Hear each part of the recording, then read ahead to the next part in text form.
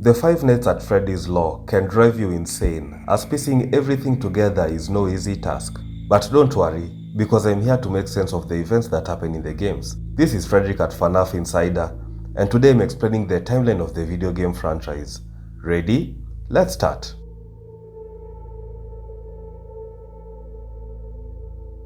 The story begins with the opening of Fredbear's family diner.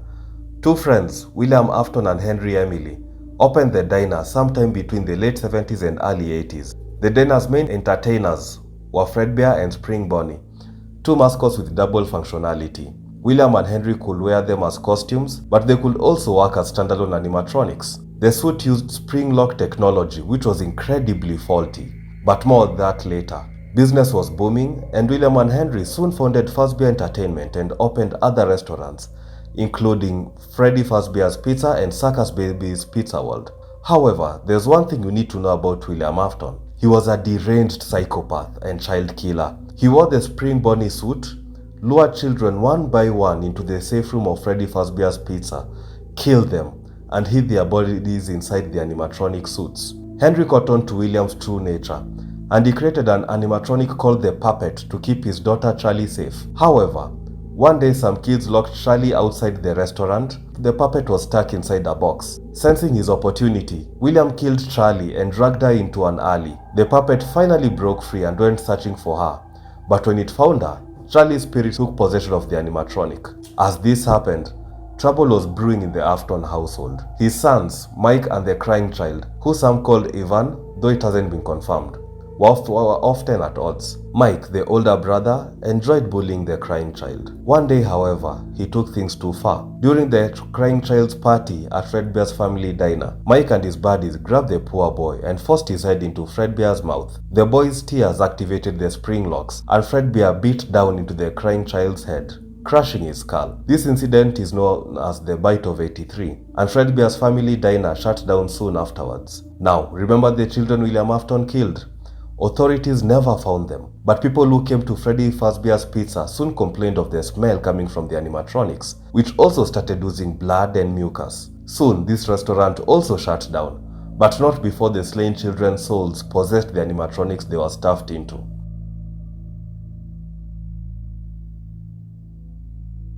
Meanwhile, William's daughter Elizabeth Afton had her own troubles.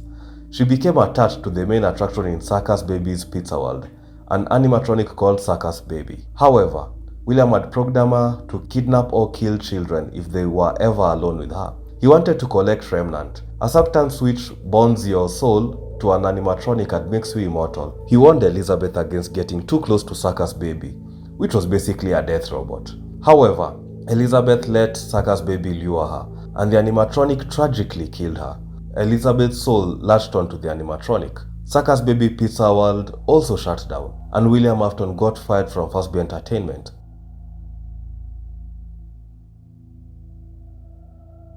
He had lost his job and 2 children. However, William did not give up or change his ways. Years later, in 1987, Fazbear Entertainment opened a new Freddy Fazbear's Pizza.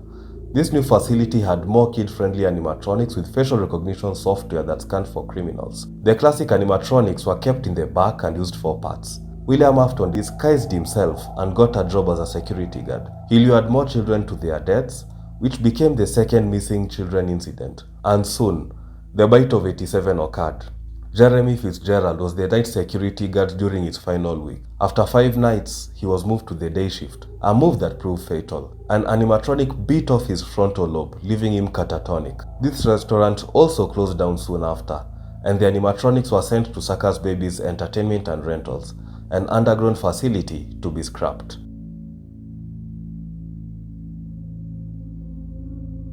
Sometime later, William Afton asked his son Michael to find Circus Baby and free Elizabeth's soul. Michael befriended Baby, who helped him survive the attacks from the other animatronics. However, it was all a ruse. Michael soon saw a device called the Scooper remove the endoskeletons from the facility's animatronics. They all merged to form a new animatronic called Ennard. Circus Baby tricked Michael into getting scooped. She had pretended to be his friend so that Ennard would have a host body it could use to escape the facility. Eventually, Michael's body deteriorated to the point where Ennard escaped and entered a sewer. The animatronics in Enad ejected Baby, and she used scraps to turn herself into Scrap Baby, while the others became Molten Freddy. Perhaps because of Remnant, Michael's soul returned to his rotting body. Now that Enad was no longer in control, Michael's goal was now to find his dad, William.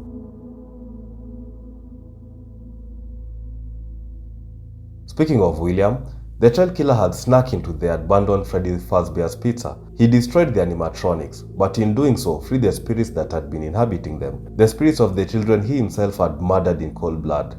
The spirits chased William into the safe room, and he hid inside the spring bunny suit. However, the suit malfunctioned and crushed him to death. The terror was finally over, or so we thought.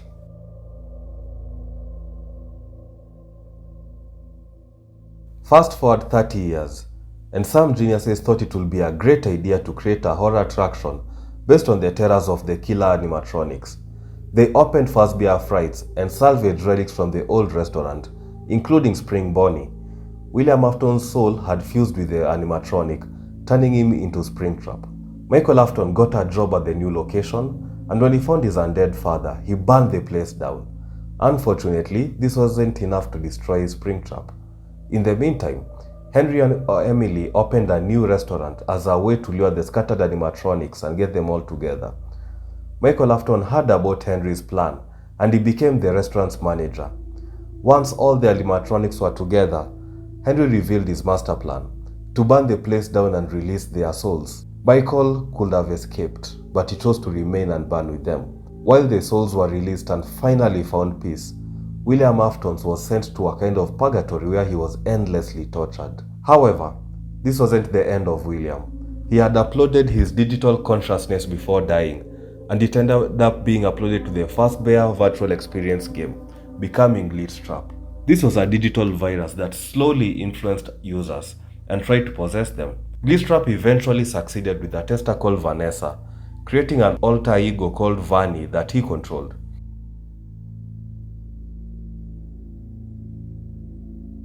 Vanny got a job at the new Freddy Fazbear's mega Pizzaplex as a security guard, and she abducted children so she could use their remnant to bring William back to life. However, she encountered a homeless kid called Gregory who, working with a new animatronic called Glamrock Freddy, foiled her plans. Underneath the building, Gregory found the ruins of the old restaurant where Springtrap had burned, becoming Burntrap.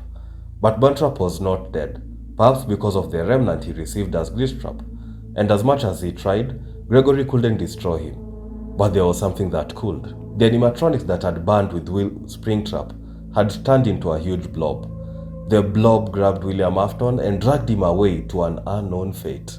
And on that cliffhanger, we come to the end of Five Nights at Freddy's timeline. That is, until the next game comes out. See you soon!